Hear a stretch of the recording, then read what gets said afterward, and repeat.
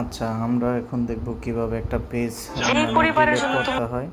তার জন্য আমাদেরকে কি করতে হবে, প্রথমে যদি আপনার ফেসবুক অ্যাকাউন্ট থাকে সেইখান থেকে সুইচ করে পেজে যেতে হবে। পেজে যাওয়ার পর আমরা নিচে এখানে দেখব একটা সেটিং অপশন আছে।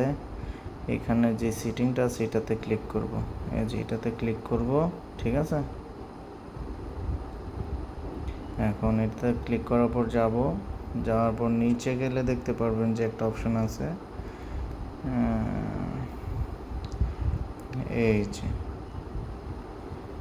এটা এই যে অ্যাক্সেস অ্যান্ড কন্ট্রোল, এটাতে গিয়ে আপনারা ক্লিক করতে হবে। ক্লিক করলে এখানে গেলেই দেখতে পারবেন এই যে পেজ ডিলিট একটা অপশন আছে, এটাতে ক্লিক করবেন। এটাতে ক্লিক করার পর এখানে ডিলিট কন্টিনিউ,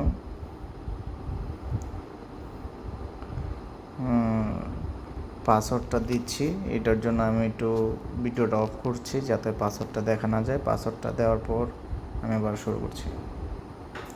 আমার পাসওয়ার্ড দেওয়া শেষ। এখন আমি কন্টিনিউতে ক্লিক করব। এই যে আমার পেজটি এখন ডিলিট হয়ে গেছে। আশা করি আপনারা বুঝতে পেরেছেন খুবই ভালোভাবে।